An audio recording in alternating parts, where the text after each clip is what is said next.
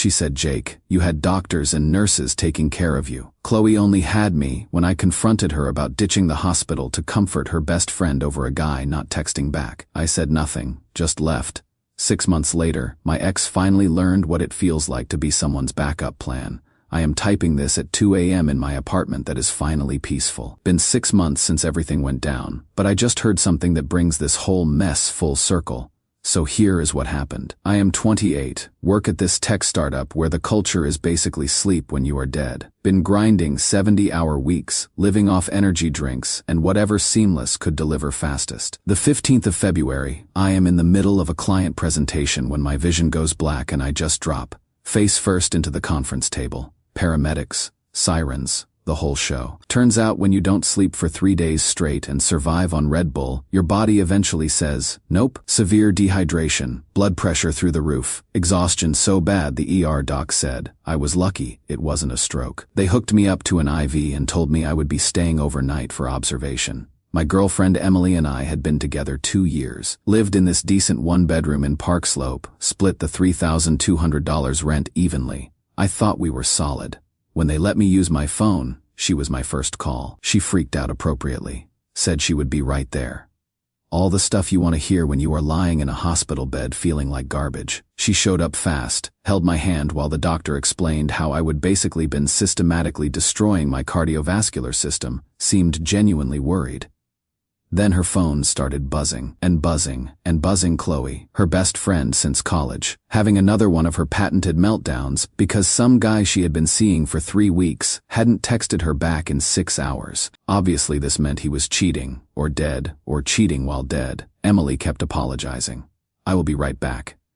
Babe, just need to talk Qley through this really quick. She is completely spiraling. That was Tuesday at 8 p.m. By Thursday morning, when they discharged me, she had spent maybe 3 total hours at the hospital.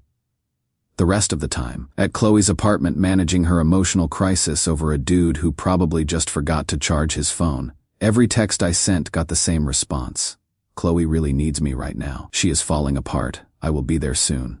Soon never came. I am sitting there with a heart monitor beeping, watching The Office reruns on my phone because the company I had been killing myself for couldn't even send a get well card, while my girlfriend plays therapist to her friend who cannot handle 8 hours of radio silence from a casual hookup. But here is the thing, this wasn't new. I had just been too busy being the accommodating boyfriend to connect the dots. 3 months earlier, Emily and I had booked this weekend in the Catskills for our anniversary.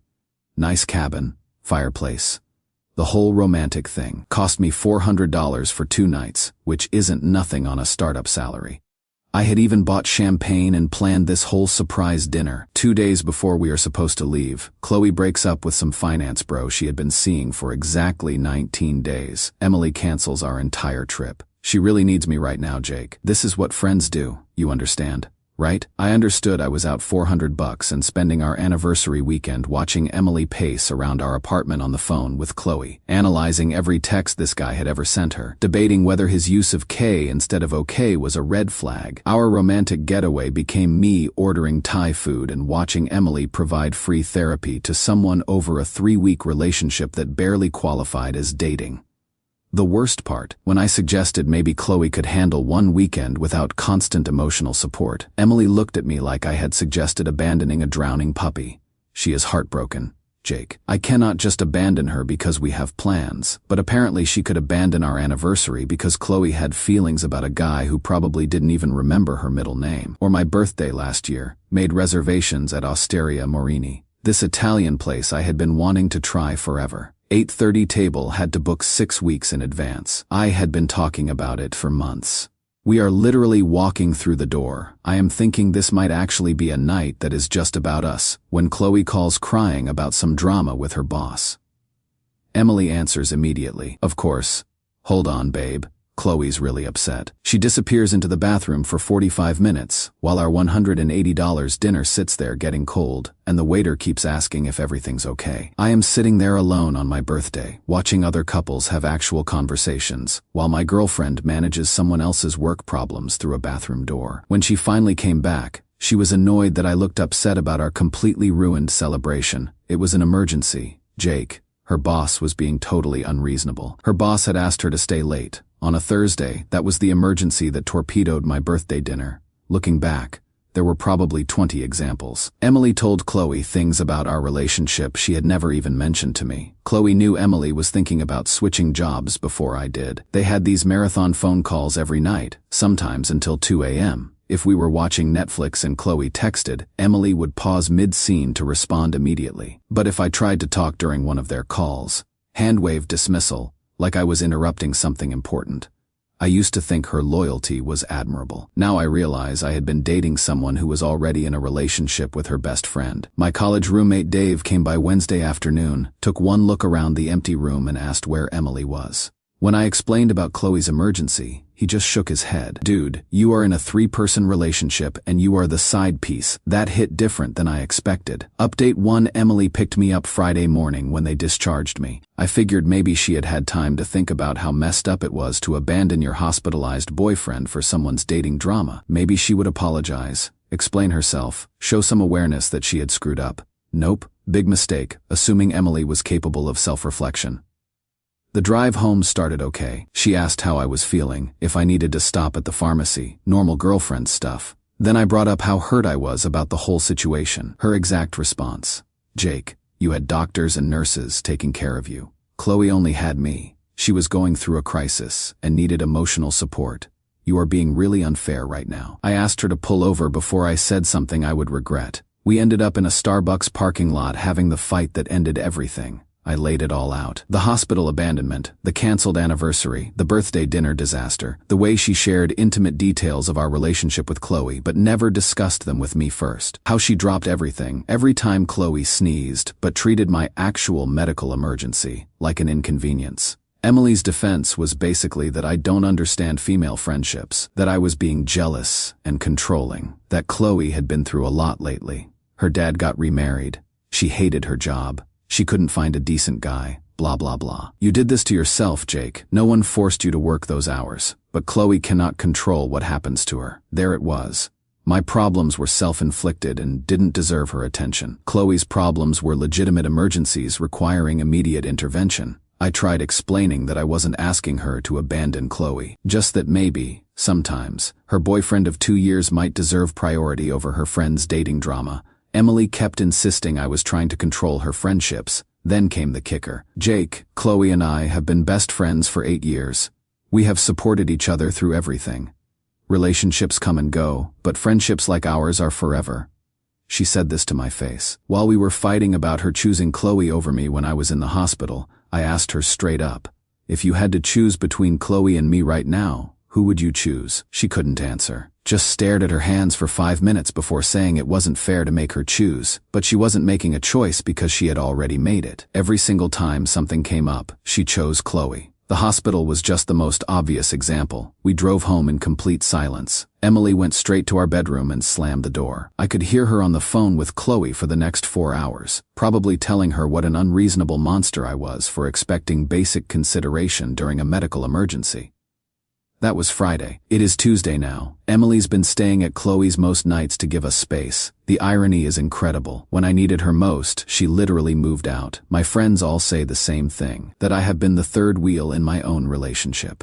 Mike put it best. You are not her boyfriend. You are just the guy she sleeps with when Qley doesn't need anything. The crazy part, I still love her when she is actually present. When it is genuinely just us, she is amazing. But those moments happen maybe once a week now. Everything else is just me competing with someone who was there first and will always win. Well, I really needed Emily last week. She chose Qley again. Update 2. Emily's been practically living at Qley's since our fight, coming home just to grab clothes and avoid eye contact. Yesterday she came back while I was at work to pack more stuff. Left her laptop open on the kitchen counter. I wasn't snooping, just making coffee, and saw her messages app was open with Qley's name at the top.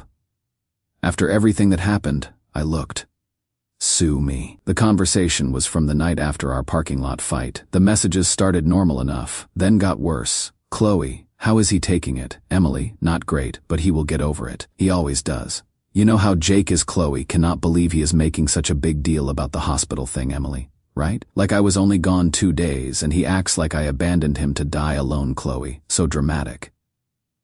You were exactly where you needed to be. I was literally having a complete breakdown, Emily. That is what I told him. You actually needed me. He had a whole medical team, Qley. Plus it is not like he was dying or anything. He just worked too much, Emily. Exactly. Self-inflicted. Meanwhile, you are dealing with real emotional trauma from that asshole. Then came the messages that made my stomach drop through the floor. Emily, honestly, Qley, if something happened to you, I genuinely don't think I could survive it. Jake's important to me, but losing you would actually destroy my entire world, Qley. Stop, you are gonna make me cry at work. Same though. Love you so much, We are never gonna be those girls who abandon each other for guys, right? Emily, never. Guys come and go, but we are forever. I stood there staring at the screen for 15 minutes, reading it over and over. She literally told her best friend that losing her would destroy her entire world. After 2 years together, living together, sharing everything, planning a future, I was still just important while Qley would destroy her entire world to lose. There were dozens more messages going back weeks. Emily calling me needy, dramatic, exhausting. Qley responding with laughing emojis and saying I was too much and Emily deserved someone who matched her energy. They dissected every fight we had had, every time I had expressed frustration with their dynamic. Qley would always take Emily's side, validate her, tell her she was right, and I was being unreasonable. The worst part was seeing how Emily talked about me versus how she talked to Qley. With Qley, she was warm, affectionate, completely engaged. She used pet names, inside jokes, shared memories. About me, she was dismissive and irritated, like I was some annoying roommate she had to tolerate. It was like seeing our entire relationship through completely different lens. When Emily came home that evening, I confronted her. She went nuclear. Accused me of violating her privacy, threatened to call the police, said I was controlling and manipulative. Never once addressed what the messages actually said. I told her I had seen enough to know where I really stood. Maybe we should take a break to figure out what we both wanted. Fine, maybe that is for the best. I am tired of walking on eggshells around your insecurity. She packed more stuff and left. Haven't heard from her since. Final update: Emily came back a week after my last post to officially end things. Expected drama, got surprisingly calm conversation. She basically confirmed everything I already knew. Couldn't give me what I needed, wouldn't change her dynamic with Qley. I have been best friends with Qley for 8 years. That has been consistent through everything. Relationships are fragile. I need to protect what is stable, I said. I understood. We weren't compatible. She seemed relieved. I wasn't going to fight it. We split everything without drama. She moved in with Qley temporarily while apartment hunting. I kept our place. Needed space to figure out who I was when I wasn't competing for attention. Here is where it gets good. 2 weeks ago, my friend Sam texted me from a coffee shop downtown. He had seen Emily looking completely miserable. Turns out Qley had been seriously dating some new guy named Marcus for months, and suddenly didn't have unlimited time for her codependent best friend anymore. This new boyfriend wasn't having any of the emergency phone calls and crisis management Emily was used to providing. Marcus had apparently made it very clear from the start that he expected to be Qley's priority, not her emotional support system for her needy friend. And Qley was actually respecting those boundaries because she was really into him. So Emily was experiencing exactly what I had lived through for 2 years. Being someone's backup plan, coming second to someone else's relationship, having plans canceled last minute because the real priority had needs, Sam said. Emily looked like she had been crying, hair unwashed, wearing the same clothes she had worn the day before, just staring at her phone waiting for Qley to text back. The same desperate energy I had had for months, constantly checking my phone hoping Emily would prioritize me for once.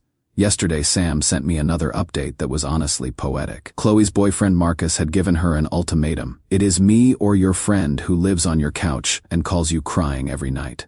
I am not dating both of you, choose. The exact same situation Emily had always avoided with me, someone forcing her to actually pick priorities, instead of trying to juggle both. Qley chose Marcus. Emily got kicked out of Qley's apartment and is now living in some tiny studio in Queens, posting sad Instagram stories about people changing when they get into relationships and learning who your real friends are when things get tough. The irony is absolutely beautiful. Emily chose Qley over me repeatedly, assuming Qley would always choose her back. But Qley was just using Emily as free emotional labor until she found a romantic relationship worth prioritizing. Exactly like Emily had used me as a placeholder boyfriend while maintaining her real primary relationship with Qley. Sam said he heard through mutual friends that Emily's been texting Qley constantly, begging to talk things through, promising she will respect Marcus and will not interfere with their relationship. The same desperate negotiating I had tried with Emily about finding balance. But apparently Marcus isn't interested in compromise. He has seen enough dramatic friends torpedo relationships and wants nothing to do with it. Smart guy. There is definitely satisfaction in it. Emily threw away something real because she couldn't see her friendship with Qley was already toxic and unsustainable. Now she has lost both of us and is learning what it feels like to be completely alone for the first time in her adult life. But mostly I just feel sorry for her. She is going through exactly what I went through, and it genuinely sucks. I am doing great now. Better than I have been in years. It is quiet here in my apartment.